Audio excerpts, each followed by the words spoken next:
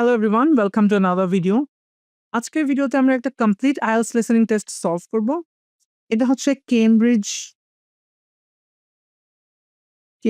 8 এর listening test 1। এই ভিডিওটা হচ্ছে তাদের জন্য বেসিক্যালি যারা হচ্ছে সবগুলো ভিডিও দেখেছেন বাট স্টিল আপনারা হচ্ছে বুঝতে পারছেন না যে একটা কমপ্লিট IELTS লিসেনিং টেস্ট আমি কিভাবে সলভ করব। ইভেন তো আপনারা 95% অর অলমোস্ট 100%ই বুঝে গেছেন যে লিসেনিং টেস্টটা কিভাবে সলভ করতে হয়, কোয়েশ্চেন প্যাটার্নস গুলো কি রকম থাকে, কিভাবে অ্যানসার্স করতে হয়, কিভাবে কিওয়ার্ডস আন্ডারলাইন করতে হয়, কিভাবে পয়েন্টার্স ইউজ করতে হয়, কিভাবে হচ্ছে ওয়ার্ড প্রিডিক্ট করতে হয়, সবই আপনারা বুঝে গেছেন। আপনারা জাস্ট হচ্ছে একটা কি বলবো যে একটা রিয়েল লাইফ এক্সাম্পল দেখতে চাচ্ছেন যে কিভাবে আসলে একটা IELTS লিসেনিং টেস্ট সলভ করতে হয় কমপ্লিটলি। এই ভিডিওটা হচ্ছে যারা একটু অ্যাডভান্স লেভেলে অলরেডি চলে গিয়েছেন বা যারা হচ্ছে সবগুলো ভিডিও দেখে বুঝেছেন যে কিভাবে সলভ করতে হয়, তারা চাইলে এই ভিডিওটা স্কিপ করতে পারেন। এটা একটা এডিশনাল ভিডিও বা একটা এক্সট্রা ভিডিও বলা যায়। আপনারা চাইলে এই কেমব্রিজ IELTS 8 এর লিসেনিং টেস্ট 1 এটা আপনারা নিজেরা দিতে পারেন এবং আমার সাথে পরে আনসার মিলিয়ে দেখতে পারেন যে কতগুলো আপনারা সঠিকভাবে আনসার করতে পেরেছেন। তো চলুন আর কথা না বাড়িয়ে শুরু করা যাক। তো আমি এখন অডিওটা প্লে করছি। Listen carefully and answer questions 1 and 2. Hi, George. Glad you're back. Loads of people have phoned you. Really? I felt just like your secretary. Sorry. I went into the library this afternoon to have a look at a newspaper and I came across something really interesting. What? A book? Oh, a brochure from a summer festival made of Spanish music. Look, I've got it here. Spanish music? I really love the guitar. Let's have a look. So, what's this group, Guitarini? They're really good. I had a video with all the highlights of the festival stand in the lobby to the library. Sorry, fantastic instruments, drums and flutes and all kinds of guitars. I've never heard anything like it before. Sounds great. Okay, should we go then? Spoil ourselves? Yes, let's. The only problem is there aren't any cheap seats. It's all one price. Well, in that case, we could sit right at the front. We have a really good view. Yeah, though I think that if you sit at the back, you can actually hear the whole thing then. Yes. Anyway, we can decide when we get there.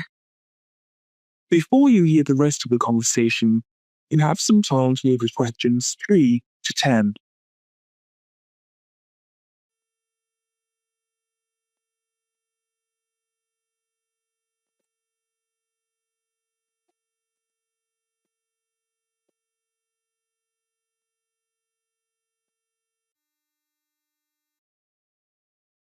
Now listen and answer questions 3 to 10. So, will you fill in the form or shall I? I'll do it. Name, George O'Neill. Address, 48 North Avenue, West Sea. Do you remember our new postcode? Still can't remember it. Just a minute. I've got it written down here. WS6 2YH. Do you need the phone too? Please. Really bad. 01674 553 242.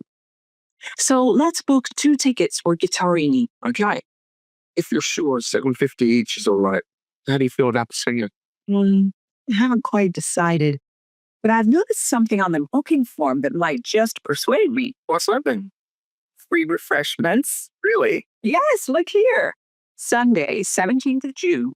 Singer. Ticket £6, includes drinks in the garden. Sounds like a bargain to me. Yes.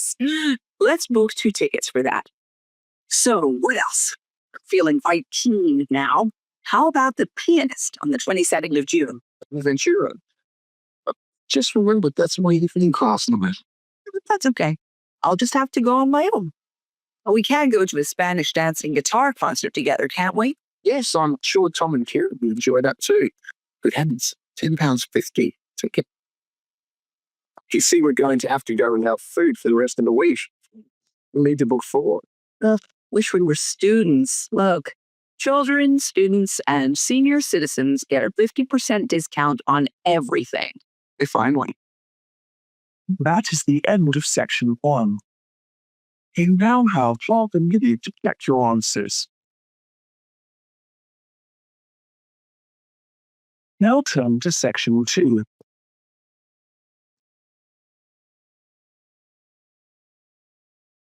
Section 2. You will hear the education officer of the Dinosaur Museum giving information to some teachers who are planning a school visit. First, you have some time to look at questions 11 to 15.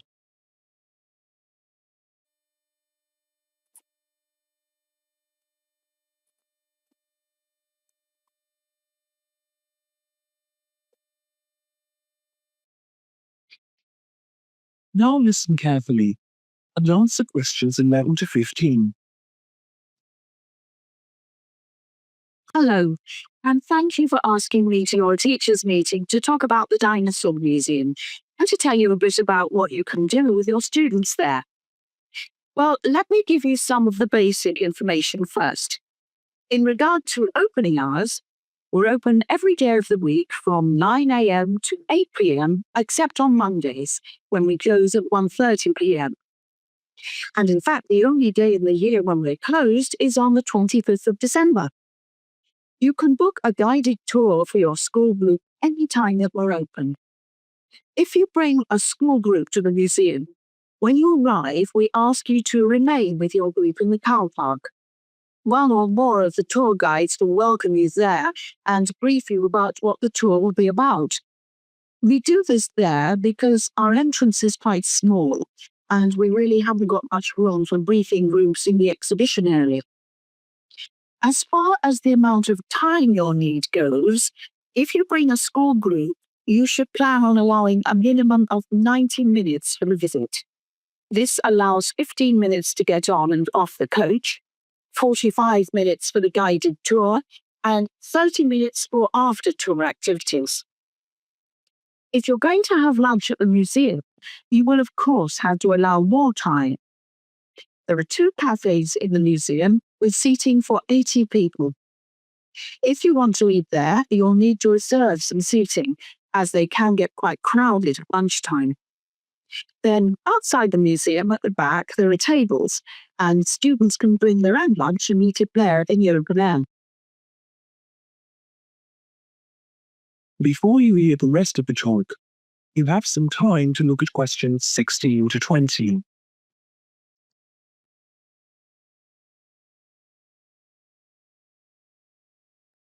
Now listen and answer questions 16 to 20. When the students come into the museum foyer, we ask them to check in their backpacks with their books, lunchboxes, etc. at the cloakroom before they enter the museum proper. I'm afraid in the past we have had a few things gone missing after school visits, so this is a strict rule. Also, some of the exhibits are fragile, and we don't want to be accidentally knocked. But we do provide school students with handouts with questions and quizzes on them. It's so much that students can learn in the museum, and it's fun for them to have something to do. Of course, they'll need to bring something to write with for these. We do allow students to take photographs. For students who are doing projects, it's useful to make some kind of visual record of what they've seen that they can add to their reports. And finally, they should not bring anything to eat into the museum or drinks of any kind. There are also a few things that students can do after the tour. In the theaterette on the ground floor, there are continuous screenings of short documentaries about dinosaurs which they can see at any time. We used to have an activity room with more interactive things like making models of dinosaurs and drawing and painting pictures, even hunting for dinosaur eggs. But unfortunately, the room was damaged in a bad storm recently when water came in the roof, so that's closed at the moment. But we do have an IT centre where students have access to CD-ROMs with a range of dinosaur games. These games are a lot of fun, but they also teach the students about the lives of dinosaurs, how they found food, protected their habitat, survived threats, that kind of thing. And I think that's all I have to tell you. Please feel free to ask any questions if you would like to know anything. That is the end of section 2. You now have half a minute to check your answers.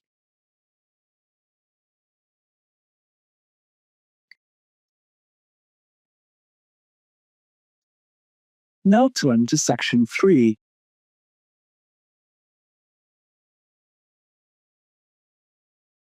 Section 3. You will hear a student called Sandra talking to her tutor about a draft proposal she has written for a competition. First, you have some time to look at questions 21 to 24.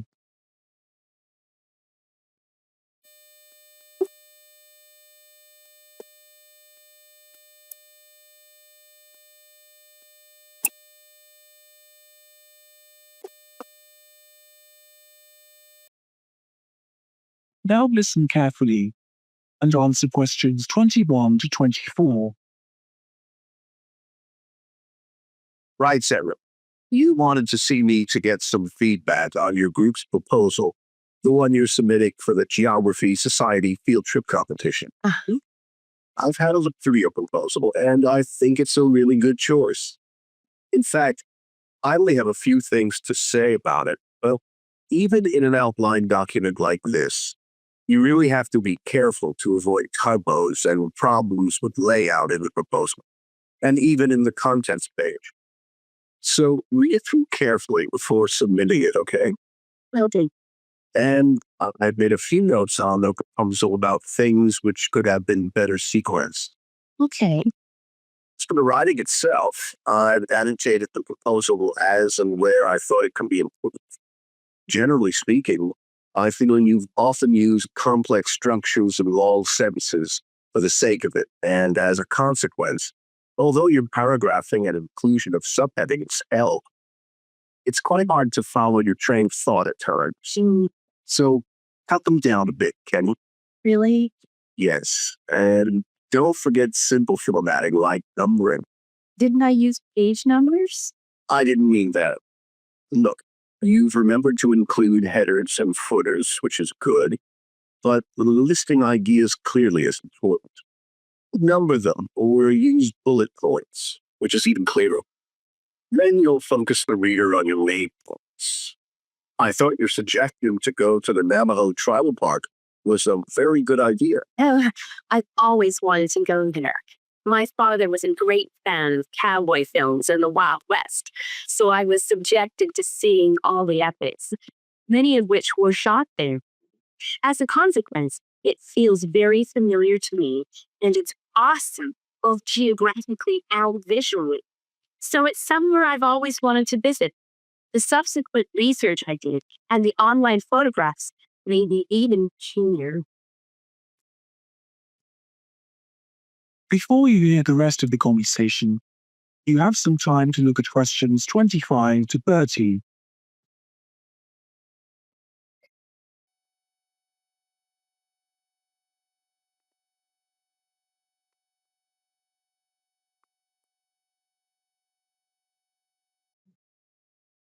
Now listen and answer questions 25 to 30. Interesting. Right, let's look at the content of your proposal now. Did you find it comprehensive enough? Well, yes and no. You've listed several different topics on your contents page, but I'm not sure they're all relevant. No. Well, I thought that from the perspective of the field trip, one thing I needed to focus on was the sandstone plateau and the cliffs themselves. The way they tower up from the flat landscape is just amazing. The fact that the surrounding softer rocks were eroded by winds and rain, leaving these huge outcrops high above the plain. It's hardly surprising that tourists flock to some of the area. Well, yes, I'd agree with including those points. And then the fact that it's been home to Native American Navajos and all the social history that goes with that. The hardships they endured trying to save their territory from the invading settlers. Their culture is so rich. All those wonderful stories. Well, I agree it's interesting, but It's not immediately relevant to your proposal, Sandra. So at this stage, I suggest you focus on other considerations. I think an indication of what the students on the trip could actually do when they get there should be far more central. So that certainly needs to be included and to be expanded upon. And I'd like to see something about the local wildlife and vegetation too. Not that I imagine there's much to see. Presumably the tourist invasion has helped. Okay, I'll do some work on those two areas as well. But you're right, there's not much apart from some very shallow rooted species. Although it's cold and snowy there in the winter, the earth is baked so hard in the summer sun that rainwater can't penetrate. So it's a case of flood or drought, really. So I understand. Before we look at everything in more detail, I've got a few factual questions for you. It would be a good idea to include the answers in your finished proposal because they're missing from your draft. Fine. So you mentioned the monoliths and the spires, which was good. Well, what area does the tribal park cover? Do you know? 12,000 hectares. And the plain is at about 5,850 meters above sea level. Larger than I expected.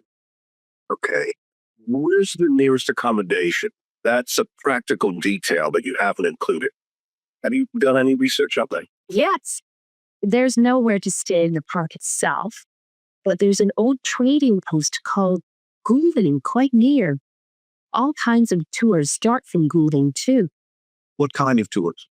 Well, the most popular are in four-wheel drive Jeeps, but I wouldn't recommend hiring those. I think the best way to appreciate the area would be to hire horses instead and trek around on those. Biking is not allowed, and it's impossible to drive around the area in private vehicles. The tracks are too rough. Okay. Lastly, what else is worth visiting there? There are several caves, but I haven't looked into any details. I'll find out about them. Good. Now what I'd like to know is, that is the end of section 3. You now have half a minute to check your answers. Now turn to section 4.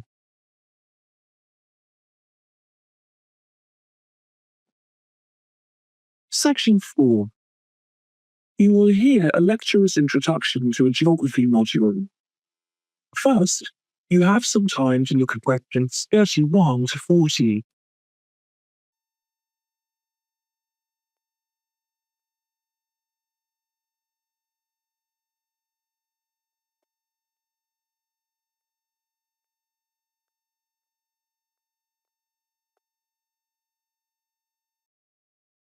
Now listen carefully and answer questions 31 to 40.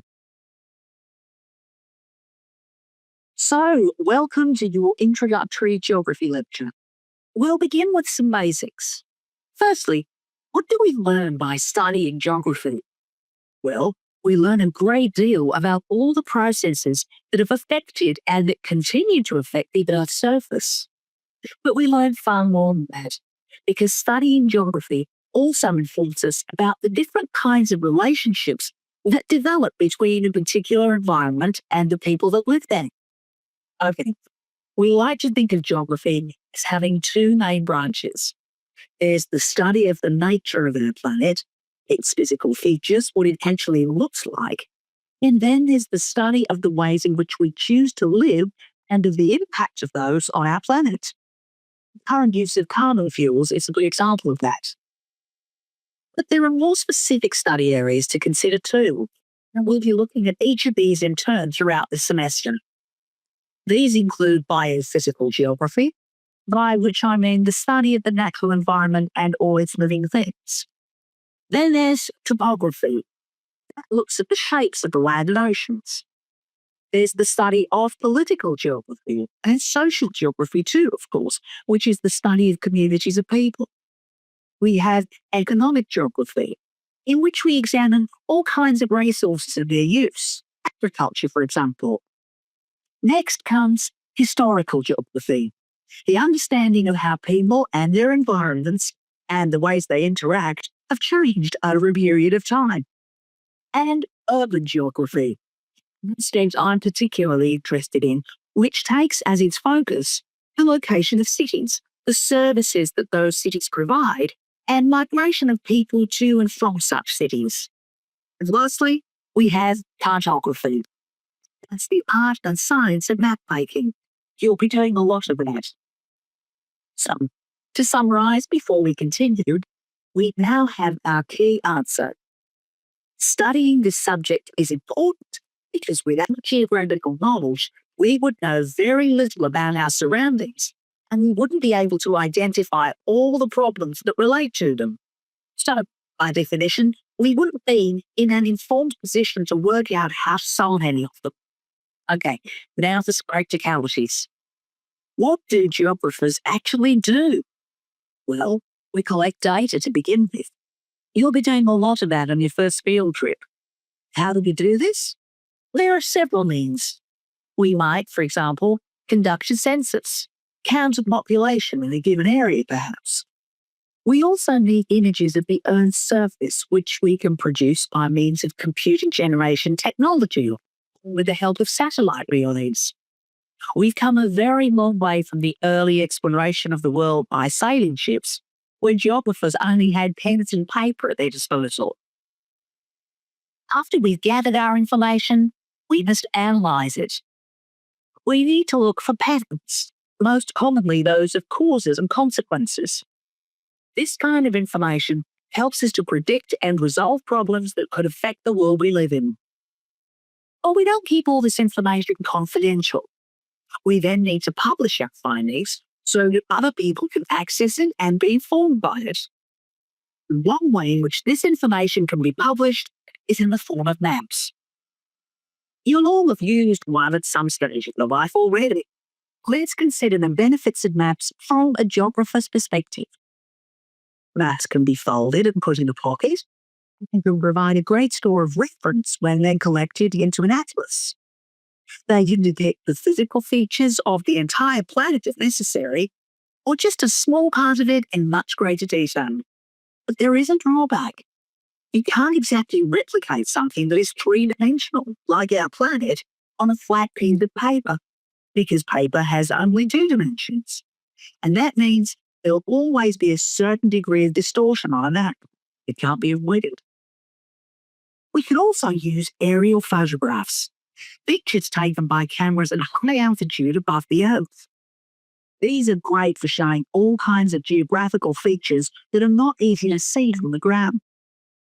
You can easily illustrate areas of diseased trees or how much traffic is on the roads at a given time, or information about deep seabeds, for example.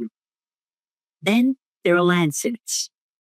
These are satellites that circle the Earth and transmit visual information to computers at receiving stations. They circle the Earth several times a day and can provide a massive information. You'll all be familiar with the information they give us about the weather, for example. So what we're going to do now is look at a full presentation in which you've seen all these. That is the end of section 4. You now have half a minute to check your answers. এখন আমি correct answers গুলো লিখে দিব। আপনারা already দেখেছেন যে আমি correct answers গুলো লিখে দিয়েছি। আমি হচ্ছে একটা একটু কনফিউজ ছিলাম, পরে আমি এটা লাগিয়েছি। আর কোনটা ছিল? হ্যাঁ, এই যে এটা ছিল। What was the problem the formatting on Sandra's proposal? তো উনি বলছিল যে নাম্বারিং এর সমস্যা আছে। তো স্যান্ড্রা বলছিল, না আমি তো পেজ নাম্বারিং করেছি। তো উনি লেকচারারটা বললেন, না ওটা আমি মিন করিনি। তুমি হচ্ছে যে পয়েন্টস গুলোকে ক্লিয়ারলি মানে আইডেন্টিফাই করো না। মানে তোমার আইডিয়াগুলোকে ক্লিয়ারলি পয়েন্ট আউট করোনি। আমি ভুলে এটা দিয়েছিলাম ফার্স্টে যে the headings wire not always clear. পরে মনে হলো না, এটা এ হবে অ্যান্সারটা। যদি আমি এখনো সিওর না কি অ্যান্সার, আমি পরে মিলিয়ে দেখব। কিন্তু আমি যে অ্যান্সারগুলো লিখেছি সেগুলো চলুন আমি এখন অ্যান্সার স্ক্রিপ্টে লিখি। ঠিক আছে?